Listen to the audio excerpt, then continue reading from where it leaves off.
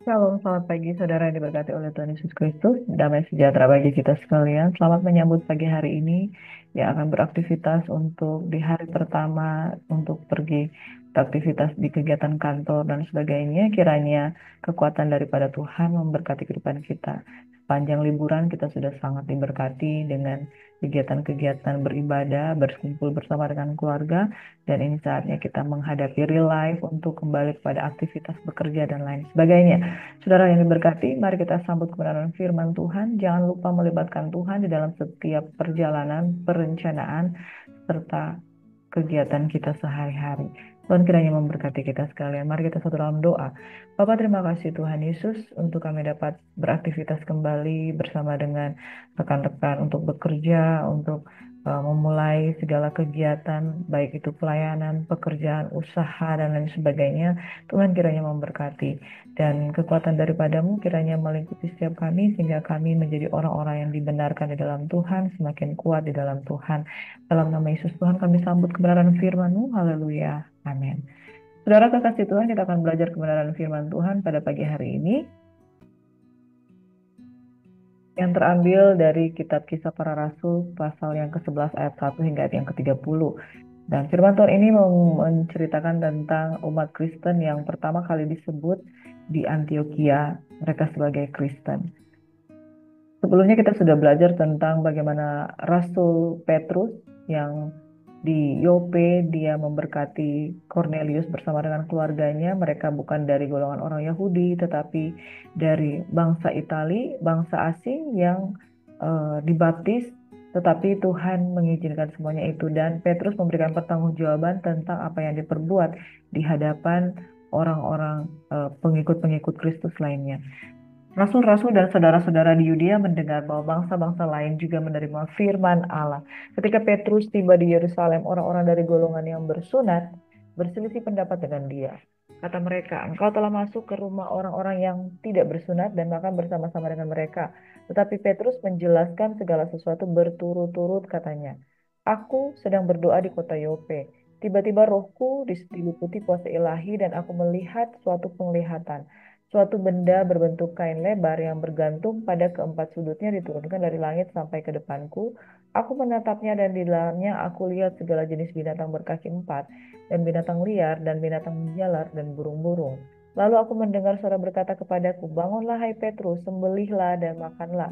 Tetapi aku berkata, tidak Tuhan, tidak, sebab belum pernah sesuatu yang haram dan yang tidak tahir masuk ke dalam mulutku.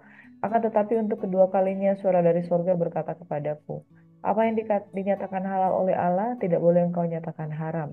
Hal itu terjadi sampai 3 kali, lalu semuanya ditarik kembali ke langit.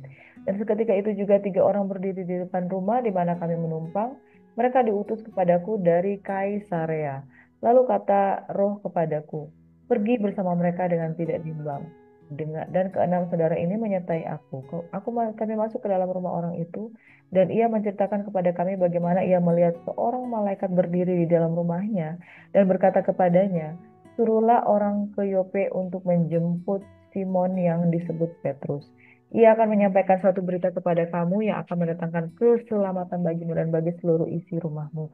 Dan ketika aku mulai berbicara, turunlah Roh Kudus ke atas mereka sama seperti dahulu ke atas kita.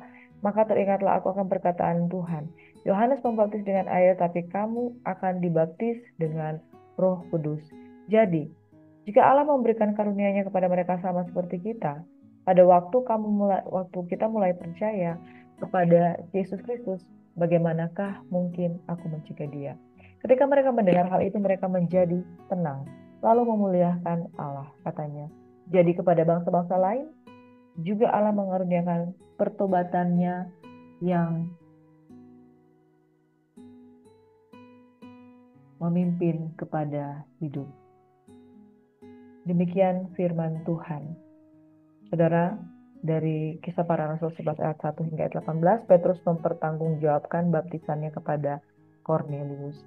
Jadi kepada bangsa-bangsa lain juga Allah mengaruniakan keselamatan yang memimpin kepada hidup. Saudaraku yang diberkati, di zaman Kisah Para Rasul bahwa setiap pernyataan itu diperintahkan, diteguhkan oleh Roh Tuhan. Tidak hanya kepada satu saksi, tetapi lebih daripada dua tiga orang saksi. Sebab kepada Cornelius, malaikat Tuhan telah berbicara dan mengutus eh, para prajuritnya untuk menjemput Petrus, dan Petrus juga mendapatkan peneguhan secara langsung bahwa Tuhan mengasihi bangsa-bangsa di luar bangsa Yahudi. Dan saudara, ini merupakan titik awal bagaimana eh, terjadi sporadis kekristenan dari bangsa Yahudi merambat kepada bangsa-bangsa yang lain dan diteguhkan dengan satu peneguhan yang luar biasa. Mulai dari saat itu, saudara, kesaksian di mana mereka memberitakan tentang Injil Tuhan bukan hanya sekedar dari Yerusalem, Yudea, Samaria sampai juga ke ujung bumi. Dan ingat bagaimana Filipus itu bersaksi, bahkan memberikan pengajaran kepada sida-sida dari Ethiopia. Kemudian sida-sida dari Ethiopia itu kemudian dibaptis. Nah, Bapak Ibu Saudaraku yang diberkati, bahwa ketika Tuhan memberikan satu mandat, satu perintah, dia tidak pernah main-main. Ketika dia berkata, tetapi kamu akan menerima kuasa. Jika Roh Kudus turun ke atas kamu akan menjadi saksiku. Saudara, ketika Tuhan memerintahkan demikian, dia memperlengkapi. Bahkan dia memberikan peneguhan. Dan tidak ada keraguan sedikit pun para utusan, para rasul itu pergi dan memberitakan Injil menjadi saksi. Karena mereka sendiri tidak bergerak dengan kekuatan mereka. Petrus berkata, aku tidak pernah memakan sesuatu yang haram selama aku hidup. Tetapi Tuhan perintahkan. Saat ini aku yang memerintahkan. Bukan soal engkau mengharamkan dengan makanan tersebut, tetapi bagaimana Tuhan mengatasi segala perintah-perintahnya. Bahwa ketika dia sampaikan, segala sesuatu halal bagiku, segala sesuatu ketika Tuhan menguduskan, Tuhan sudah mentahirkan itu. Dan umat yang disebut umat Tuhan adalah setiap orang yang percaya. Bukan setiap orang yang mengaku dirinya bangsa Yahudi. Kekristenan semakin bertambah. Kekristenan semakin merambat. Kekristenan semakin banyak pada zaman itu. Lalu kemudian kekristenan pertama kali disebut sebagai orang Kristen itu di Antioquia. Mari kita baca di dalam Kisah Para Rasul 11 ayat 19 hingga ayat ke-30 tentang pelayanan Barnabas dan Saulus. Sementara itu banyak saudara-saudara telah tersebar karena penganiayaan yang timbul sesudah Stefanus dihukum mati. Mereka tersebar sampai ke Fenisia, Siprus, dan Antioquia, namun mereka memberitakan Injil kepada orang Yahudi saja. Akan tetapi di antara mereka ada beberapa orang Siprus dan orang Kirene yang tiba di Antioquia dan berkata-kata juga kepada orang-orang Yunani dan memberitakan Injil bahwa Yesus adalah Tuhan. Dan tangan Tuhan menyertai mereka dan sejumlah besar orang menjadi percaya dan berbalik kepada Tuhan. Maka sampailah kabar tentang mereka itu kepada jemaat di Yerusalem. Lalu jemaat itu mengutus Barnabas ke Antioquia. Setelah Barnabas datang dan melihat kasih karunia Allah, bersukacitalah ia. Ia menasihati mereka supaya mereka semua tetap kepada Tuhan. Karena Barnabas adalah orang baik, penuh dengan Roh Kudus dan iman. Sejumlah orang dibawa kepada Tuhan. Lalu pergilah Barnabas ke Tarsus untuk mencari Saulus. Dan setelah bertemu dengan dia, ia membawanya ke Antioquia. Mereka tinggal bersama-sama dengan jemaat itu 1 tahun lamanya sambil mengajar banyak orang. Di Antioquia lah murid-murid itu untuk pertama kalinya disebut Kristen. Pada waktu itu datanglah beberapa nabi dari Yerusalem ke Antioquia. Seorang dari mereka yang bernama Agabus bangkit dan oleh kuasa roh ia mengatakan bahwa seluruh dunia akan ditimpa bahaya kelaparan yang besar. Hal itu terjadi juga pada zaman Claudius. Lalu murid-murid memutuskan untuk mengumpulkan suatu sumbangan sesuai dengan kemampuan mereka masing-masing dan mengirimkannya kepada saudara-saudara yang diam di Yudea. Hal itu mereka lakukan juga dan mereka mengirimkannya kepada Penatua dengan perantaraan Barnabas dan Saulus. Inilah pelayanan pertama dari Saulus bergabung bersama-sama dengan Barnabas. Jadi kalau kita lihat di sini, Barnabas adalah seseorang yang lebih berpengalaman, lebih dahulu melayani dengan Paulus. Dan saudara, siapakah Barnabas? Barnabas itu adalah salah satu anggota jemaat mula-mula di Yerusalem. Dia bukan termasuk di dalam golongan 12 murid, tapi dia adalah anggota jemaat mula-mula di Yerusalem. Tetapi dia bertumbuh, dia berkembang. Ketika terjadi diaspora, ketika terjadi pelebaran-pekebaran Injil, dia menjadi salah seorang penginjil yang luar biasa. Nama aslinya ialah Yusuf. Ia dipanggil Barnabas oleh para rasul dan dia artinya namanya itu adalah anak penghiburan. Ia dikenali sebagai seorang penginjil di Antioquia dan Siprus. Dan kemudian dia mencari Paulus. Siapakah Barnabas? Dia seorang penginjil yang luar biasa. Dia mencari Paulus yang bernama Saulus pada waktu itu. Barnabas itu ketika dia mencari Paulus, saudara, dia seseorang yang sudah terlebih dahulu melayani sebagai orang Kristen. Nah, bersama dengan Paulus, dia diutus jemaat di Antioquia. Di Antioquia ini, jemaat pertama kali disebut Kristen. Dia diutus jemaat untuk memberitakan Injil keluar, mulai menginjil kepada orang-orang bukan Yahudi. Karena sesudah Rasul Petrus meneguhkan bahwa Tuhan juga mengasihi bangsa-bangsa di luar bangsa Yahudi, maka Barnabas pun mulai memberitakan Injil kepada orang-orang bukan Yahudi. Lalu kemudian Yohanes yang disebut Markus ikut bergabung bersama mereka untuk memberitakan Injil ke Siprus.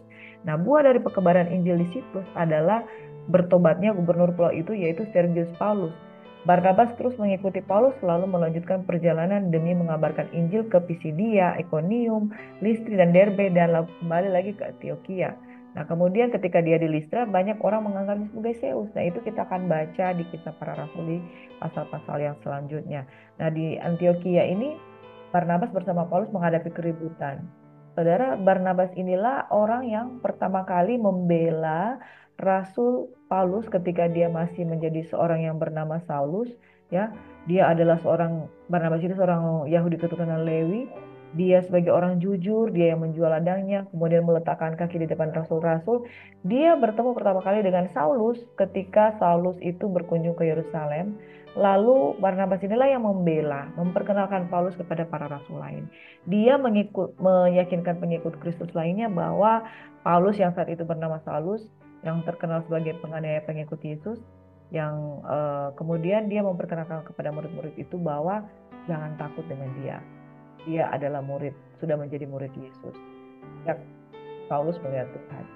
Saudaraku, Barnabas adalah seseorang yang membela Paulus. Nah, saudaraku yang diberkati, itu sekilas tentang Barnabas. Dan kembali lagi kepada firman Tuhan dari pasal yang ke-11 ayat 19 hingga yang ke-30, di Antioquia pertama kali jemaat disebut orang Kristen. Dan Barnabas juga Rasul Paulus yang pada waktu itu masih bernama Saulus, ketika terjadi penganiayaan terhadap Stefanus, dan ketika terjadi bagaimana Tuhan meneguhkan Rasul Petrus untuk menginjil kepada orang-orang di luar bangsa Yahudi, mereka mulai melakukan pelayanan yang sporadis kepada jemaat-jemaat yang bukan Yahudi. Dan di Antioquia lah jemaat pertama kali disebut sebagai Kristen. Nah, saudaraku yang diberkati, kekristenan kemudian bertumbuh dengan begitu pesat karena kuasa Roh Kudus. Perenungan pada pagi hari ini, saudaraku, kalau Tuhan mengutus umatnya, kalau Tuhan mengutus kita, Dia pasti akan memberikan peneguhan. Dia meneguhkan Petrus, dia meneguhkan Saulus untuk memberitakan Injil kepada bangsa-bangsa yang lain. Dan semuanya dilakukan dengan peneguhan yang daripada Tuhan. Bukankah firman Tuhan berkata bahwa orang ini akan sangat menderita, tapi dia akan kutus untuk memberitakan bangsa lain kepada Saulus. Sebelum itu Tuhan sudah memakai Rasul Petrus untuk memberikan satu pengajaran, satu pembaptisan kepada orang-orang di luar bangsa Yahudi. Dan di dalam Kisah Rasul pasal 1 ayat 8, jangan lupa bahwa Tuhan sudah memperlengkapi mereka dengan kuasa, yaitu Roh Kudus, supaya mereka pergi menjadi saksi memberitakan Injil kepada segala bangsa. Dari sini kita renungkan bahwa ketika Tuhan memanggil, Tuhan memperlengkapi. Ketika Tuhan memperlengkapi, Dia kemudian menjadikan kita orang-orang yang pantas, orang-orang yang layak, orang-orang yang disempurnakan setiap saat, setiap waktu. Ketika Tuhan memanggil Petrus, saudara, mulai dia dari penjala ikan, dia katakan, kamu akan menjadi penjala manusia. Lalu ketika Yesus mati dan kemudian dia bangkit, Petrus itu yang sudah menjadi penjala manusia, dia kembali ke mata pencarian yang lama menjadi penjala ikan. Tapi Tuhan kembali datang memanggil dia. Petrus, gembalakanlah. Simon, gembalakanlah domba-dombaku. 3 kali dia memberikan peneguhan. Dan apa yang terjadi, saudara? Petrus menjadi orang yang luar biasa. Pada hari ini ketika engkau mendengarkan firman Tuhan, ingatlah bagaimana rentetan kehidupanmu itu tidak luput dari yang namanya panggilan Tuhan. Setiap panggilan Tuhan, Tuhan akan teguhkan, sempurnakan, memperlengkapi, sampai engkau menjadi kuat dan seutuhnya menjadi benar-benar kuat di dalam Tuhan. Saudara jangan pernah tidak meresponi panggilan Tuhan. Sebab ketika dia memanggil, dia menyempurnakan, dia meneguhkan, dia mengutus, dan membuat engkau menjadi lebih daripada pemenang. Demikian juga dengan Barnabas, demikian juga dengan Paulus yang menjadi Paulus. Saudaraku yang diberkati oleh Tuhan Yesus Kristus, di Antioquia jemaat pertama kali disebut Kristen. Dan start over dari Antioquia ini, maka mereka kemudian berdiaspora, pergi kepada bangsa-bangsa yang lain. Mereka tersebar sampai ke Venesia, Siprus, dan Antioquia, dan bukan sekedar orang Yahudi, tetapi orang Yunani, orang Italia, orang-orang yang di Asia Kecil mulai mendengarkan pemberitaan Injil. Saudara, iman timbul dari pendengaran, pendengaran akan firman Kristus. Bagaimana mereka akan mendengar kalau tidak ada orang yang memberitakannya? Bagaimana orang dapat memberitakannya kalau mereka tidak diutus? Bagaimana mereka akan diutus kalau mereka tidak meresponi panggilan Tuhan? Bapak Ibu Saudaraku yang diberkati, kita akan kembali ke aktivitas kita masing-masing. Di hari Senin, di minggu pertama di bulan Januari, untuk kita beraktivitas. Mari saya ingatkan bahwa kita bukan sekedar beraktivitas untuk kita menjadi pekerja-pekerja di ladang pekerjaan kita, tetapi pekerjaan itu adalah ladangnya Tuhan. Pergi dan beritakan Injil. Di tempat di mana engkau Tuhan utus, di situ akan muncul kekristenan orang-orang yang diberkati dan takut akan Tuhan. Orang-orang yang seperti Barnabas yang meneguhkan panggilan Saulus, dan kemudian Saulus menjadi Paulus menjadi lebih hebat daripada Barnabas itu sendiri. Bapak Ibu Saudaraku yang diberkati, ingat bagaimana engkau dipanggil oleh Tuhan, ingat bagaimana engkau meresponi panggilan Tuhan, ingat bagaimana engkau jatuh bangun dan kemudian engkau dikuatkan kembali. Ingat bagaimana ketika engkau Tuhan perlengkapi, engkau akan menjadi lebih daripada pemenang. Tuhan kiranya memberkati engkau dengan setiap pekerjaanmu. Biarlah di sana menjadi ladang pelayananmu juga. Tuhan memberkati kita semua. Mari kita berdoa. Tuhan kiranya memberkati dan melindungi kita sekalian. Bahwa Tuhan sudah memanggil kita untuk menjadi pekerja-pekerja di akhir zaman. Tuhan sudah mengirimkan tuayan-tuayan di akhir zaman. Dan dia memanggil kita sebagai pekerja-pekerja untuk menuai di tuayan akhir zaman. Kami percaya Bapa di surga, ketika kami memberi diri dengan segenap hati, maka kami akan menjadi pemberita Injil yang luar biasa, yang bergerak di marketplace, yang bergerak di tempat kerja, yang bergerak dengan penuh kesungguhan hati, dan tidak meninggalkan pelayanan oleh karena kesibukan, melainkan memulai tahun 2025 dengan memberitakan Injil dengan tidak gentar, karena Tuhan yang sudah memanggil kita akan memperlengkapi, menguduskan, bahkan menyempurnakan pelayanan kami semuanya. Terima kasih Bapak di surga, di tempat mana kami berdiri, disitulah jemaat Kristen itu akan bertumbuh oleh karena pemberitaan, pengajaran, dan pelayanan penginjilan yang kami semua akan manifestasikan bersama dengan kuasa Roh Kudus. Dalam nama Tuhan kami Yesus Kristus, Tuhan kiranya memberkati dan melindungi engkau. Pekerjaanmu dibuat Tuhan berhasil dan beruntung. Pekerjaanmu adalah ladang pelayananmu, dan keluargamu adalah mesbah doa di doamu, dan dimanapun engkau diutus, engkau akan pergi menjadi kuat, menjadi terang, menjadi lebih daripada pemenang. Tuhan menyertai engkau. Di dalam nama Yesus, Tuhan memberkati kita semuanya, semua yang percaya, dikuatkan, dikuduskan, ditahirkan, diberkati, diurapi. Sama-sama katakan haleluya. Amin. Selamat beraktivitas. Tuhan memberkati.